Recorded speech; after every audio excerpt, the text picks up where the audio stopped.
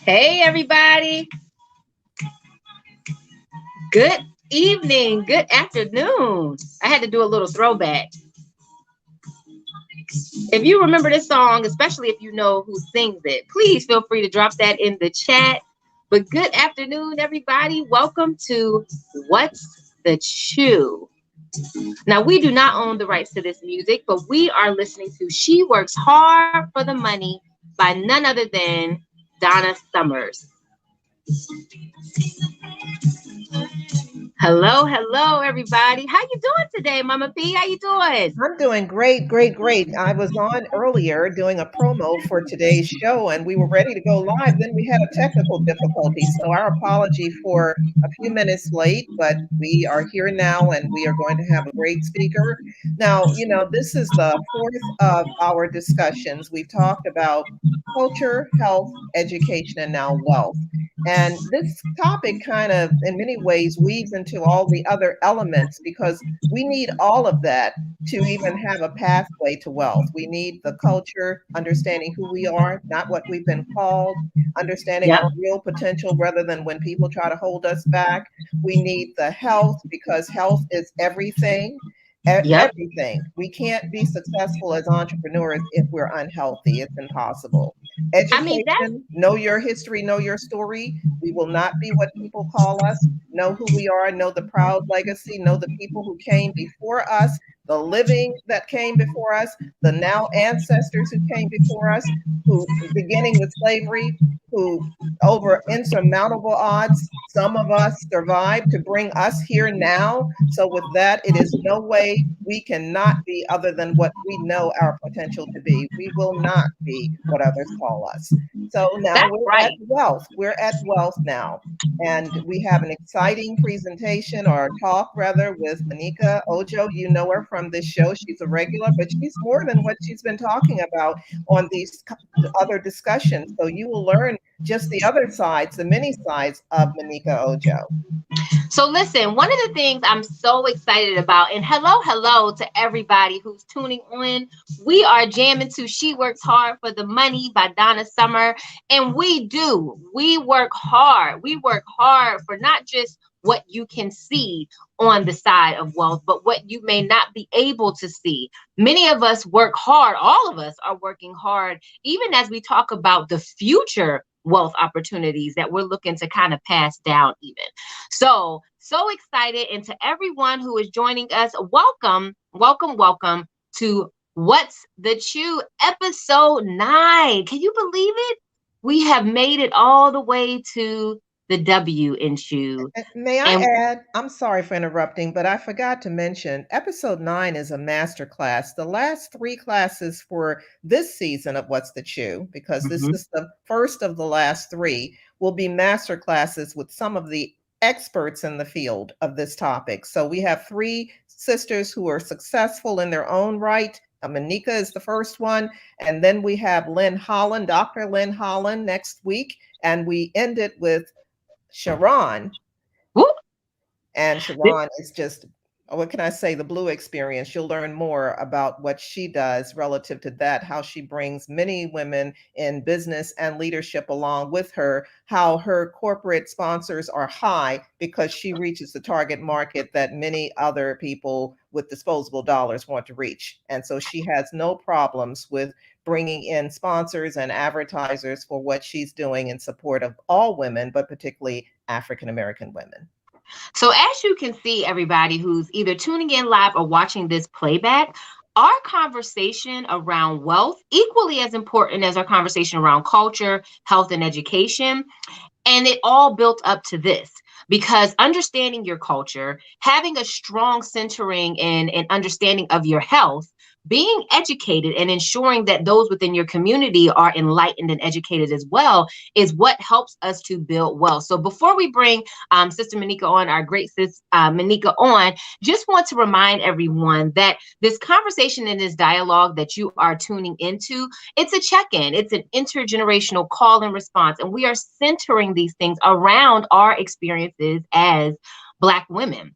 our experiences in our culture, again, our experiences with our own health. Like, many of us have been extremely transparent about our health, the ups and the downs, and what we're learning, even along this journey, no matter where we are generationally. We've continued to be educated ourselves, and that's what we want to bring to you. And so, as Patricia said, this conversation and dialogue around wealth is more education, more insight. So, guess what? As you are building up your wealth, as you are building up your own legacy, you will get some tips and tools. So, with that, let's say hello to our beautiful guest, Monica. You've seen her before, but not like this. Hello. Hello. Hello. It is such a pleasure to be with you ladies today. Thank you so much. Well, thank you I'm for looking joining forward to us. this conversation. So, Hmm. Oh my gosh. So am I. Like, listen, let me tell you how much I'm looking forward to it. I got my notepad, I got my oh my pen. God. Okay. I am absolutely a student of life. Okay. Yeah. And I have learned to be intentional about those whom I'm surrounded with. And the intentional about who you surround yourself with. So again, for those who are tuning in live, go get your notebook, or at least pull out your phone and take some notes. But more importantly, go and start these watch parties. All right. Start your watch parties, invite people to come join this conversation. This is the one topic, one of the many topics, but this is one topic that oftentimes the theys don't want us to know a lot about, don't want us to have as much insight in. But it is going to be transformational for us as a community. So with that, I'm going to hand it back to you, Patricia, so we can get this conversation going. All righty. Well, Monica, thank you again for joining us. And I know there are many sides to you. You can tell people what you do during the week, but you're so much more than that. And it seems to me, just by knowing you, that you have taken an entrepreneurial approach even to places where you have worked for other people. Right. Absolutely. And And why is that? thank you so much. I think it's a lot of having to do with my background and where I come from. Currently, now, I am the Director of Diversity and Inclusion with the Pennsylvania Turnpike Commission, which is a semi state agency here in Pennsylvania. And so I've been in that role nearly 10 years. And this is how the discussion actually came about. I'm also the former mayor of Hanover, Pennsylvania. So that's been an interesting experience also. But when we have the conversation about wealth, I want to go back just a little bit because it's important. And I'm really excited to be talking about this subject on creating wealth. Because as African Americans, we often have to look at where we're going. And our initial discussion started when I started, to discuss that, look, my plans are to retire within the next 5 years. That's not a secret. I've told everyone that, I just simply don't want to work at my life, but I want to know how I'm going to do that. But it's very important for us as African American women to know also that last week on August 3rd was Black Women's Equity Month. We actually worked 214 more days into the next year to earn the same amount of money that white men earned last year. So 214 days, 579 days to come up to the same amount of money men made last year, That's ending December insane.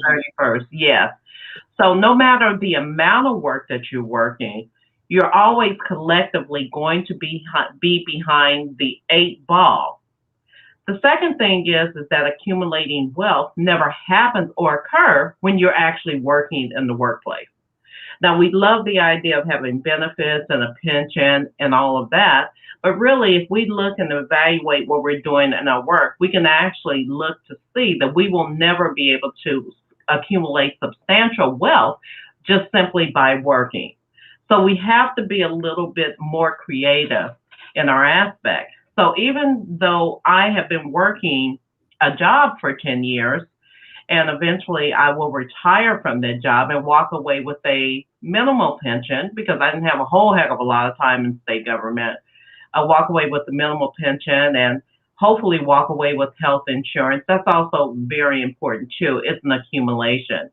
But as we begin to look at our wealth, even at an earlier age, just remember the status aspect of it is how you can build wealth in more forms outside of the workplace.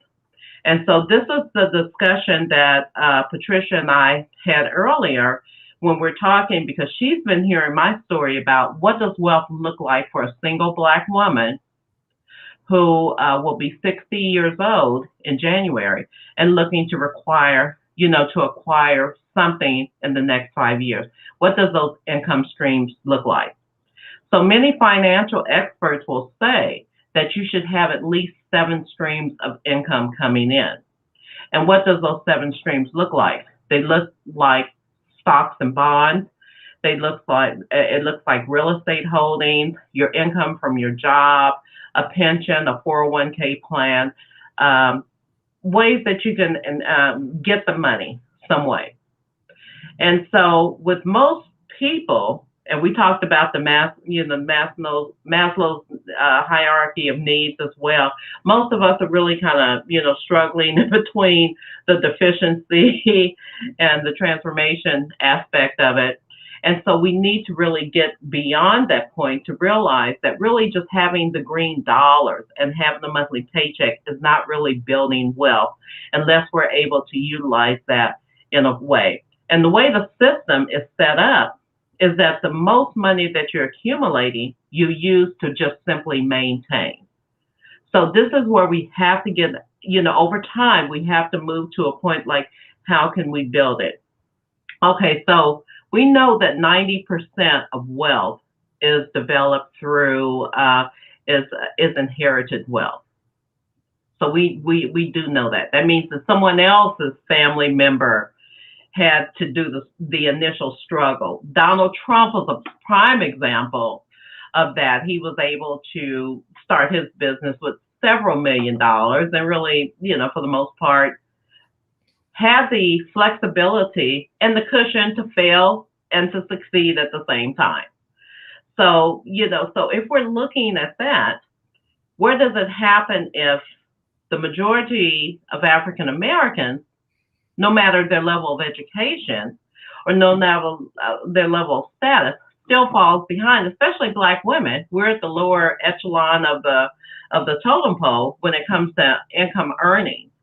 When it takes us 214 additional days into the next year to actually get the same amount of money that white men are making in the workplace.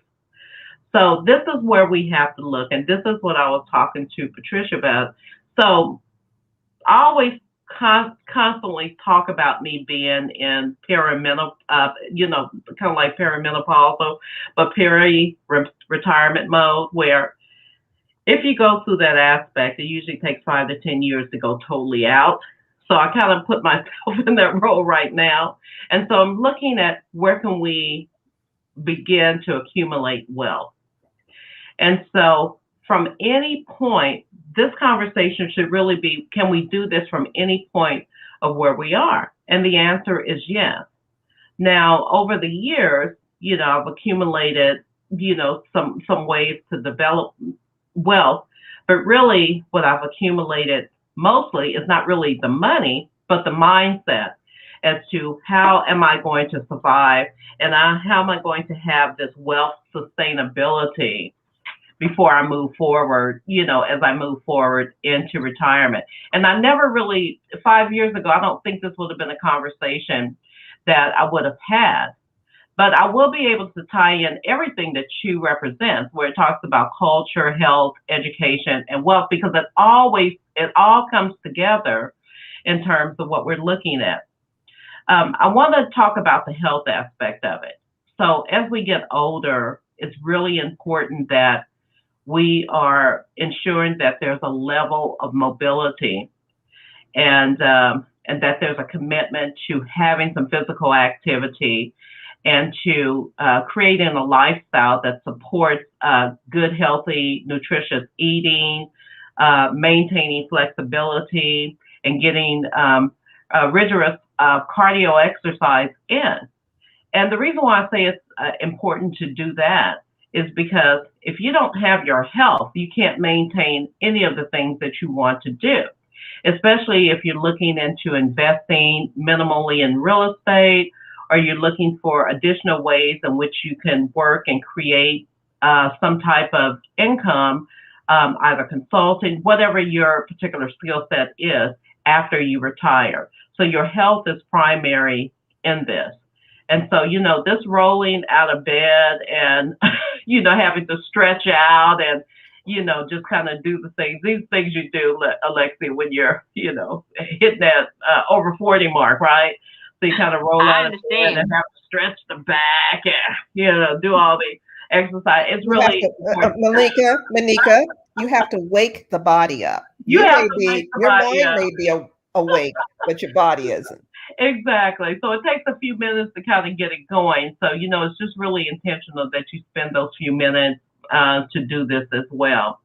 But I want to talk to you a little bit about, in addition to health, want to talk about where do you start from the point that you are now, and if you're even thinking about it. And some of the things that you really need to take into consideration if you're an African American woman, because this can be done at any point, I promise you. It can be done at different levels, but it can be done at any point.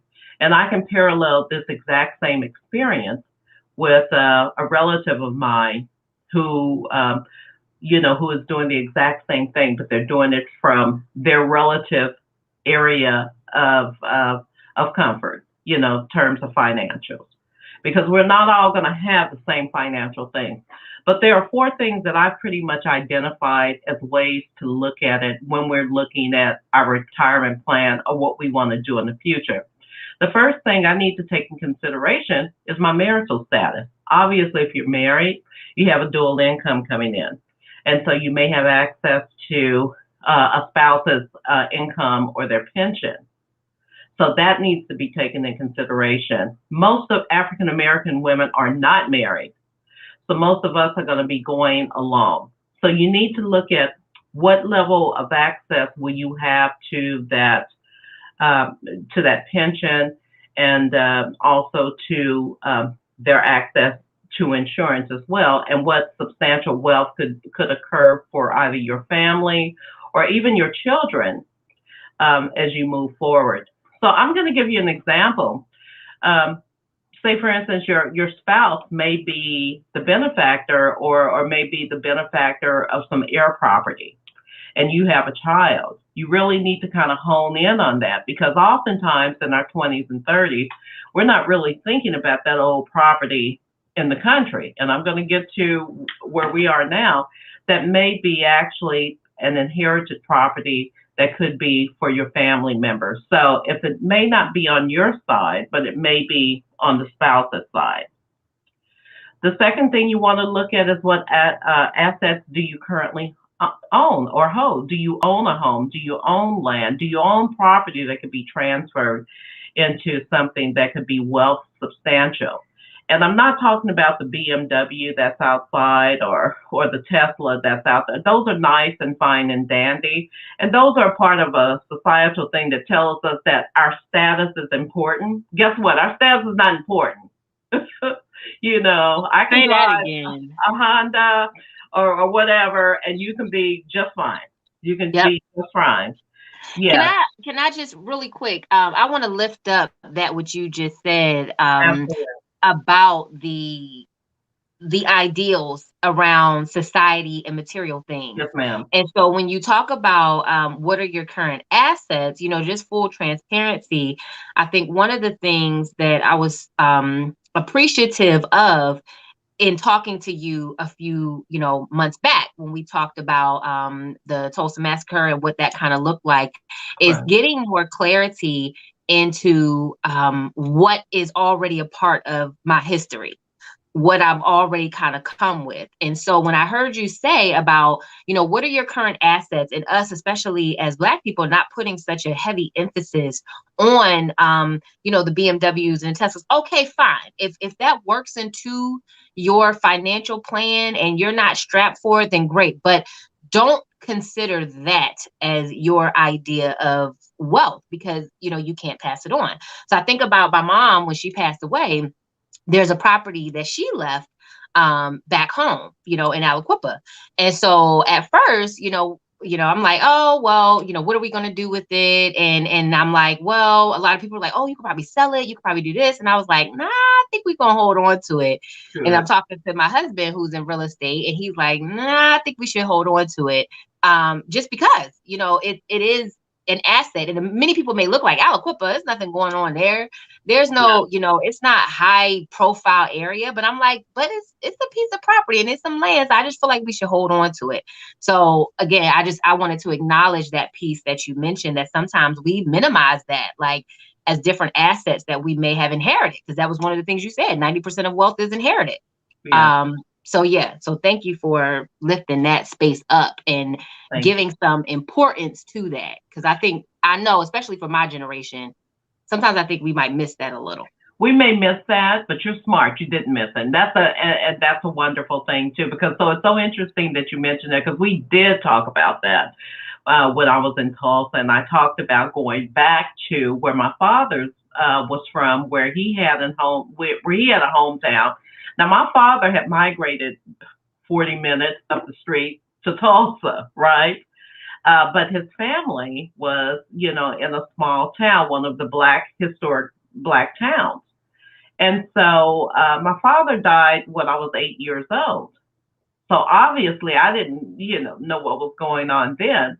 But my brother, interesting enough, the one that is here in Pennsylvania, came to me and he said, you know what? My cousin, who's older, came to me and said that we have some land in the country. I'm like, oh, okay, what does that mean? Well, when my grandmother passed away, they said that the land belonged to all of us. So it became heir property. Yeah.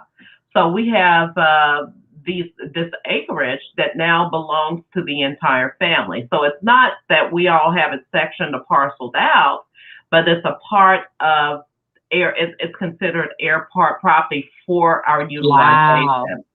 And so a few years later, that really kind of connected me, because oftentimes we're often looking for ways where culture, we have to know where we come from and what it means. Now, sometimes it may pass a generation and move to someone else who may not have the value for it, but someone else may come in and say, look, I've kind of lived all over the country and been all over the world, and there's nothing more important than what we already have right here. So oftentimes people left the country, so to speak, to find their fame and fortune in the bigger cities, working for someone else. Remember, in these factories and these jobs that are paying them much less than they would the counterparts. And I told you the story about my grandfather as well, who my maternal grandfather, who was in World War II, didn't benefit from the GI Bill, and also was a part of the railroad, worked in the railroad system in Tulsa, the porters, the Pullman Porters Union. He worked there, and he walked away with no pension, while the white guys with the same amount of money walked away with a pension. So you're talking about inherited wealth. And so he, had to work as an electrician up until the age of 70, until he, passed away from cancer. So wow. He never had the whatever he made it on his own, but he didn't have the benefit of having the pension plus the money, because that's just the way things are. So in our case, on my dad's side, my paternal side of the family, since my father was gone and his siblings were there, they didn't really have a lot of value or regard, or didn't know what to do with the land and the property until now. So they all kind of went on and did their life, but I always knew it was there and wanted to do something with it. So that's one aspect of it. But I chose to also do something additionally, because their property is their property. But if you want to make a difference in a declining town or in a declining community that is a part of your culture, because my family has been there over 150 years. So what do we do? Yeah, so I began to start purchasing land in the area, which with the intent to develop and maybe make that my home in the next 5 to 10 years. Oh, So I love that. that, Yeah. Now, yeah. and tell them what you did too with respect to the land. Oh, What did you purchase to support some of your goals for the actual land? Oh, you mean the goats? Yes. Okay, so this is okay. So wait, so did you this is a say whole go? different process. So I have, yeah, I have quite a few parcels, right? And some of it is built up and it's greened up and things like that. And so one of the things we looked at is that if I look back at my family and look at their history, remember we talked about that history. And so I looked at my great grandfathers, um, no, my grandfathers and my great grandfathers, uh, military records, because no matter what, every black person, every black male had to sign up for the civil service. Okay, so it didn't matter. We're not going to hire you, but you can certainly go fight But for you us. can go fight for us. Definitely, That's still to this exactly. day. Yeah, but one of the proudest things that came up every time I looked at those, those forms, was that they asked, "What is your occupation?" And they self-employed. Yeah, self-employed. And Wow. so, who do you work for? Self. I work for myself. That is like the most incredible thing that, I have ever seen. So we never think about entrepreneurship in the sense that even though we're farmers and it's relative to our experiences and the environment that we're in, these people were able to sustain themselves, fully feed each other, clothe each other, and maintain themselves in a style that was relative to them with land. And that is a rarity today. And we know that the goal is really not to have anyone own land and to have everyone rent. There's always the concept in Yep. American society to capitalize. Your goal is not to really, because you never really own anything. Yeah, so even if you pay off a house, you're still paying taxes for the rest of your life. So you never Right. really own it. So how do you take that? And so I was telling Patricia about the goats. So I was telling her that what we need to do is we need to fortify the land. And so how do we do that in a way that can reinvigorate the soil, that we could use it to either use it for planting or to use it for some purpose where we can either sustain ourselves or to make money on the land. And so me and a family member have decided to purchase goats and to have them actually go onto the property in an area, in a fenced in area, because goats actually will chew and eat up on everything. So there are some plans in which they utilize goats to clear property. And so we're going to actually use them to do that. They're going to also That is fertilize the genius. soil.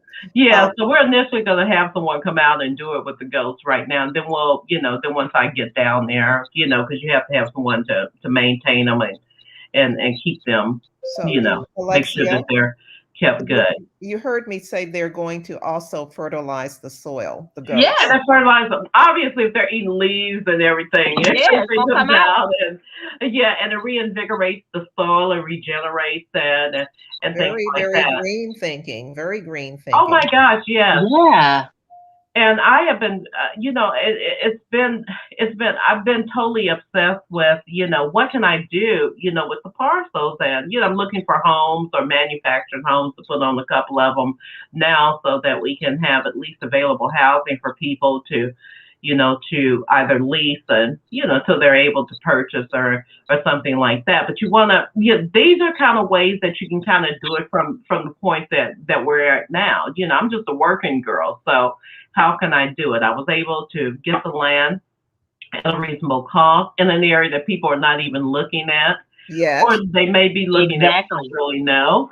So, but how can we, from where we are, connect to the culture and connect in a way that's sustainable And so those are some ways in which I'm looking as well, in addition to, purchasing stock. Instead of me going out and buying a $50 pair of sandals, I may go ahead and buy a couple of penny stocks on TD Ameritrade or something along those lines. We just really have got to get intentional about our wealth and what we're spending our money on. And I will tell you too that those are just a couple of things that I'm doing in the country, to make my things while connecting to the culture, connecting to the community and walking the properties that my ancestors once walked and those before us. So it's really important to connect to that as well. And so, Agreed. Can I ask you a question? Where do you get your drive and your inspiration?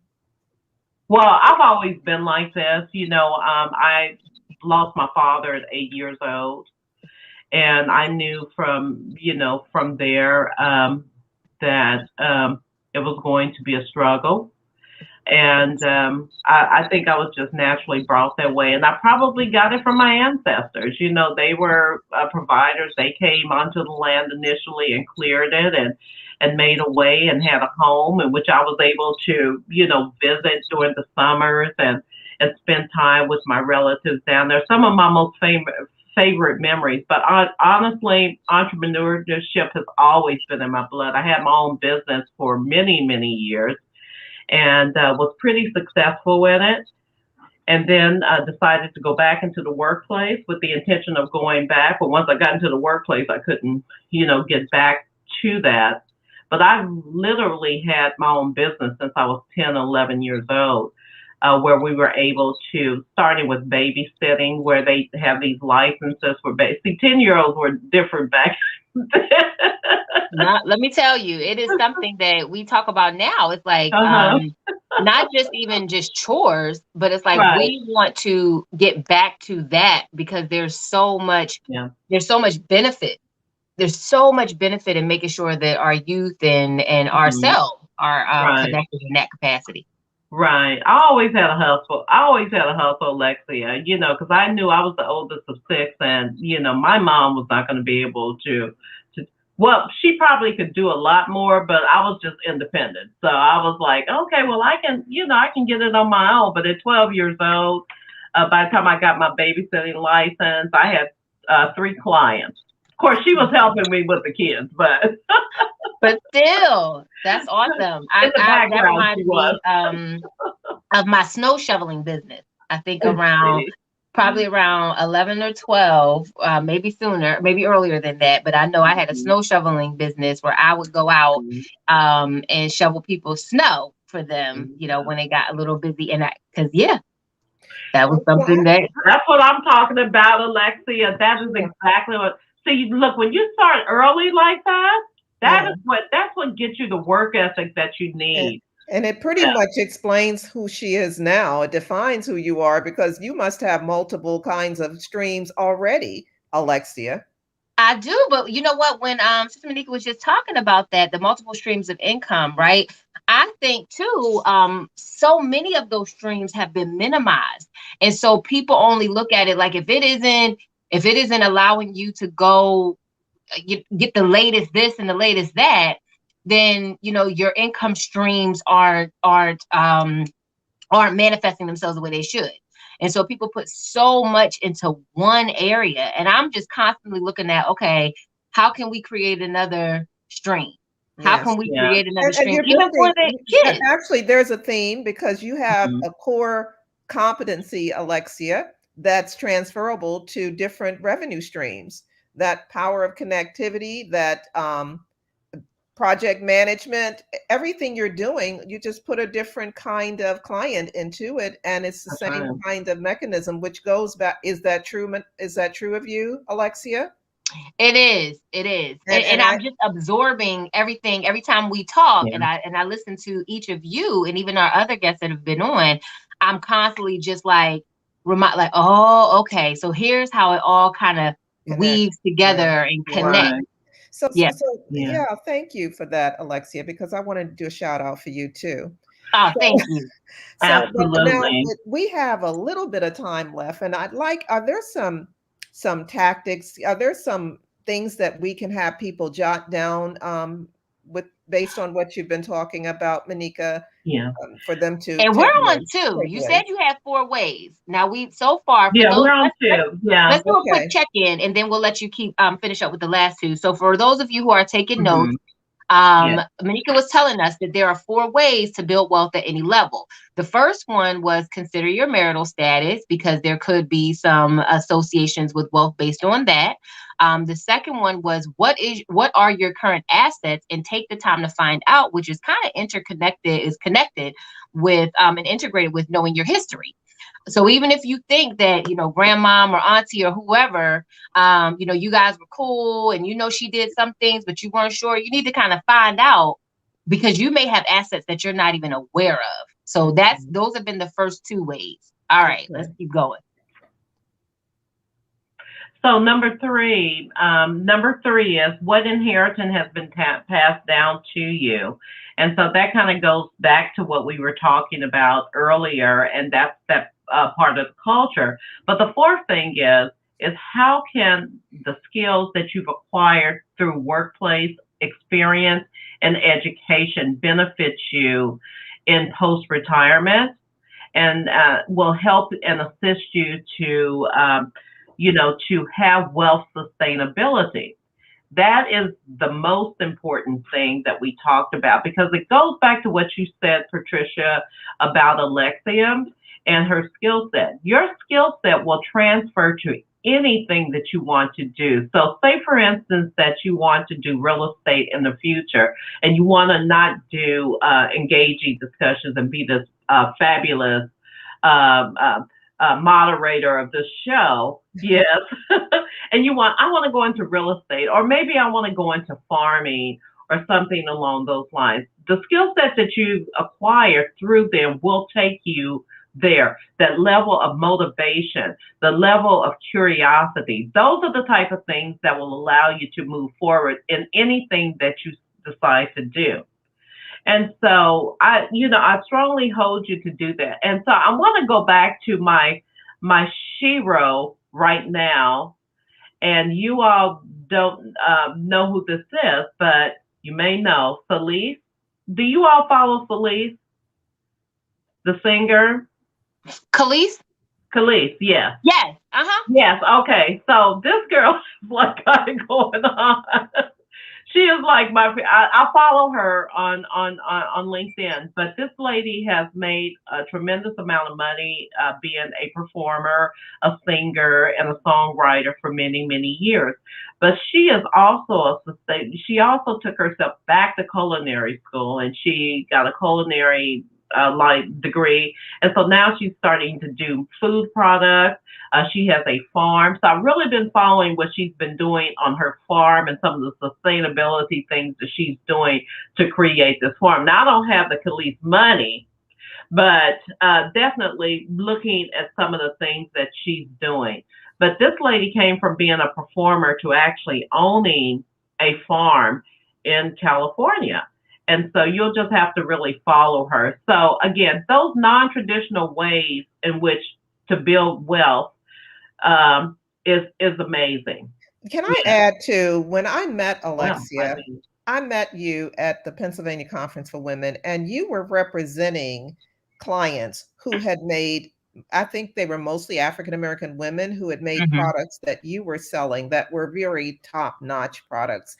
There are so many, we know this, sisters in our communities who are at a grassroots level doing amazing things. And I feel that if we even support them, if we let them know what Yeah. kinds of resources say are available, say through the SBA or even the what is it, the business center, ways to Yep. counsel Small them business. on Yep. knowing just how to begin to take this kind of business approach to what they're already doing well, that's selling on a local level, that could be selling on a global level. Your thoughts? this is absolutely, yeah, this is wonderful, Alexia. I do. I agree. And I think thank you so much for lifting that up, because I think that's one of the things that I admire too as I look at different people. So I'm always interested, just like Sister Monica said. So Khalees, right? I put up that her net worth is about $5 million. And yes, singer, performer, she was married to Nas and all those sorts of things. So that was one element. But I too like to kind of go behind the veil, I always say, to see, because many of them who stand the test of time and they think about like their legacy, they are constantly looking for the avenues of wealth generation that have sustained time, right? And so we know agriculture, especially for Yeah. us, like we come from a people that are artisans and, used to being able to use our hands to nurture, which is why we are such a threat in so many capacities, because we talking about knowing how to make something out of nothing, Right. good somethings out of really basic nothing. And so, she is an inspiration. As far as Khalees goes, and even as I've gotten to know different women, such as yourselves and others that I've worked with, who have done the same thing. Like they've learned this in one skill set in one capacity, and now they've taken that and like, okay, let me go copy paste over here in all these other areas. And I'm like, yeah, and that takes a lot of the pressure off of it too, because it makes it more realistic. I think sometimes people are also, I know myself, sometimes they're intimidated by wealth, because, or the conversation of wealth, because they're like, well, my family never had any money, or I can't do this, or I don't have that. But it makes it way more attainable when, Sister Monica just dropped these 4 ways, these 4 really relatable ways to do that. Like all of us could sit down and be like, okay, check, I can do this. Okay, let me see, let me do that, let me do my research. And then it's like, what skills do I have now that I can leverage and then use those and transform those into being able to support me even in retirement? And And also the power of the internet allows you to market and sell it right there online globally. right Oh, there. absolutely, it does. And we've been doing all different types, even though I haven't been selling. But when you get to that point, you definitely could, do it on there. I want to point back to what's important for us to realize too, and I go back to Maslow's motivational model, where he talks about the deficiencies and the growth needs that we need as African Americans. He talks about the those various needs of the just basic surviving. So how do we get from survival, from the survival aspect of it, to it being a way in which we are actually transforming ourselves and growth? And we do have to do a little work ourselves. So I want to talk just briefly about how we can be empowered as women right now, no matter where we are, to look at what we're doing as an individual that prevents us and stunts us from growth. Okay, so if we can get away from looking at really energizing ourselves, but some of the things that we should look at is really reevaluate our spend and reevaluate what we're doing over time. Oftentimes we believe we're going to a store and we're spending money on $6 or $7 for a dress at $15. Then we walk out with a $150 purchase, that we have a $150 purchase. So we can reevaluate how we're doing our spending. And so clothes may be cheap over time, but if you buy a lot of them, it is a substantial lot of money. And so it defeats the purpose of it even being on sale. And so fashion is good. So make fashion choices and make fashion choices that are more sustainable over time, and you're not having to switch it out because it's gone out of style. The second thing is Yes, that's a good yes, one. That's a really good one. Those timeless pieces Yeah, they talk those about, timeless. y'all. timeless Those timeless pieces Right. that ones, you like can hold on blazers. to it. Thank you. And during the pandemic, also we were forced to maintain our hair and all of these things. But the brows, the lashes, all of those things, substantial amount of money. And while I could afford to have $300 to get my lashes done, I just simply don't do it. Maybe rely on getting a $5 package of a magnetic lashes instead of spending $300 initially and getting fills for $160. And so during the pandemic, we were forced to do our same mani and pedis. And we may want to decide if we want to spend $120 every time we go into the salon to do that. It may be important to do, for some, but every other week to do that. These are things that could be going into taking that money and investing it someplace else. Well, I went to Amazon and got my do-it-yourself kit on I got order. mine too. So, I did my own mani and pedi. Yeah. I did it, I did something there and I'm like, oh no, I'm not gonna spend that money again ever after it broke off and in a certain amount of time. And really the third thing and final thing is in terms of family and the things that we do is to realize the best things in life are free. That oftentimes we're thinking a trip to Disneyland or Six Flags over Texas is a beneficial trip. It's an all wowing experience and it should be done at least once in a lifetime. But I see people do this on an annual basis. But we have so many national parks and state parks that are right in our backyard that, we could go to, take our picnic basket and pack something at home and go and enjoy all of those natural things. And kids, if you have children, to take them. So kids that come to my house, they know ain't no money gonna be spent. We're gonna go hiking and we're gonna make sandwiches and then we're gonna park at some place on a log and eat those. So the best things in life, really is free. And then finally, we do it way too often, but why don't we spend it? Like we just went on a cruise and we had probably 27 bottles of wine and liquor. Why would we go to a restaurant that was just 50 feet away from the boat and spend $12, $13 on a drink? The answer is we didn't. That because was a that's black cruise. Let me just add, that was a black cruise. Water at the restaurant and everything. Manika. Let me just add, that was a black cruise. That was a black cruise. Ship owned by black folks. Yes, a friend of mine had a yacht. So. Yes. That was a picture that I saw. Well, great friends and all of that. But just to reevaluate how we're spending our money and saying, can we collectively take $50 a week out of our pay and take $50 a week out of our pay and put it in a TD America trade where I can buy 10 shares of marijuana stock or whatever you want to buy. I personally love Nordstrom's rack.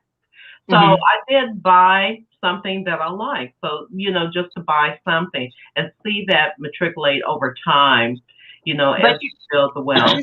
She said Nordstrom rack, which is good because I shop Nordstrom rack rather than Nordstrom. Me too. Right. Oh, me too. Same thing, just transferred it to this shirt came from Nordstrom Rack. Actually, yeah. This shirt came from Nordstrom Rack. But a couple of things. Manika, not Manika. Sister Robin has been making some good points. That's what I want to lift up. Okay, I just want to lift up a couple of the comments that Coach Robin said in here. One of the things she mentioned, vulnerably so, there's so much that I wish I had done earlier in catch-up mode, which is the whole point of our conversation. Is that at any level, at any point, at any quarter in your life, because I like to look at life now in quarters, at any quarter of your life, whatever season you happen to be in, is a wealth building season. Whenever you get the information, the knowledge is like you can activate it. She mentioned shift your money mindset, put it in an intentional way, and definitely low maintenance in those areas when it comes to like the haircut. So I want to lift up. This is a Black owned nail brand, People of Color. And so I found out about them through, the work that I was doing in building the Cocoa Life Black boxes. And so I started purchasing a lot of their polishes. They have all different kinds. It's really good, really, really good quality. So yeah, that was one of the things, not taken away from any of the persons who are operating in that field. And like you said, you can go occasionally, but if that now becomes more than what you're investing in yourself, one of the best investments that I made over the last year was in AMC when they were down. And I think I bought into them when they were like $4 or $5 a share.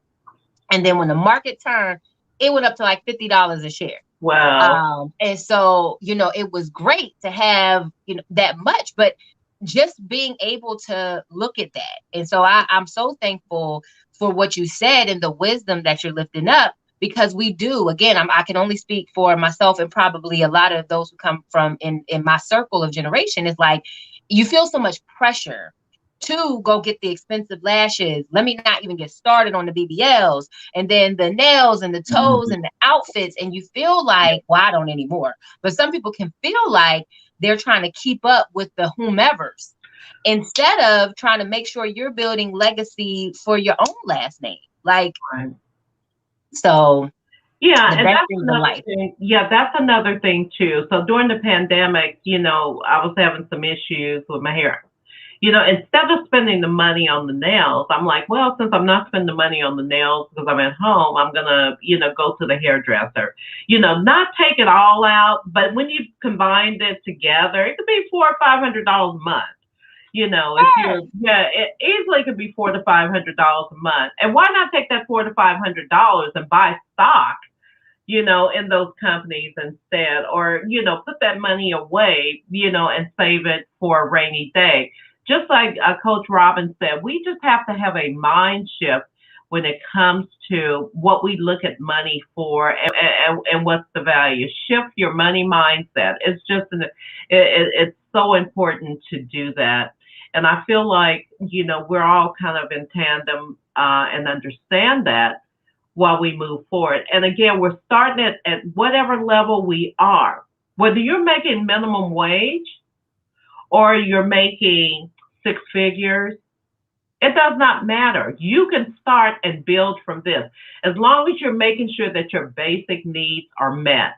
And that's important because you have a responsibility. We all have responsibility, especially as Black women, to make sure our basic needs are met. You need to make sure that you can put food on the table, that you have some shelter, that that all of those basic needs are made so that you can get yourself into a growth mindset. And so, me and my cousin, we were talking about this, and we're on the same trajectory, and we're a couple of years apart from each other, but we're same age, that retirement mode. And so, she shared with me her excitement when she purchased her home cash. Wow. Okay, when she purchased her What? home cash, she's like, "Girl, the deed is in my name." I'm like, "Oh my gosh, here we go."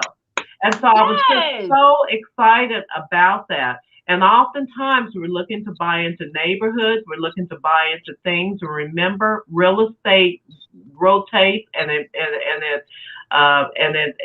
it fluctuates over time, and it always goes up.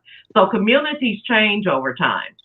So you're buying into the Swaggers community. 7 years down the road, it may be a bunch of renters that are in the community. So, you invest in something that you can get your hands on and just get something now. Land ownership is very important. Yeah. It Yeah. does. I'm Yeah. seeing that. I'm Yeah. definitely seeing that. I think that is, such an amazing, so many points. Again, just because I know that we have a few people that are going to be that just joined us or that are listening back in. But today's conversation on What's the Chew is being brought to you by the letter W. W as in wealth. And so thanks so much to Sister Monica for lifting up these very important points about ways that you can build wealth from any level. So let's just recap really quickly here. Ways that you can build wealth from any level is considering your marital status.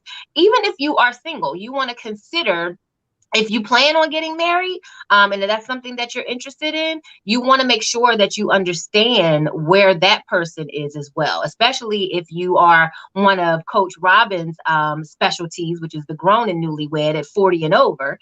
So if you're getting married later in life, especially, you want to make sure that you have a good understanding of your marital status. And if you are married, your husband or your spouse's situation. Number two is, what are your current assets? Take the time to find out. You may have assets, and I'm not just talking about the ones where they be like, oh, unclaimed property. Like, take that stuff seriously. Like, go find out what may be out there or your history so that you can understand. Again, my husband Musa found out on his mother's side of family, they have acres and upon acres of land in Mississippi that they're trying to figure out what to do with. Like, come on now, this is real life Queen Sugar stuff. Number 3, what has been passed down to you?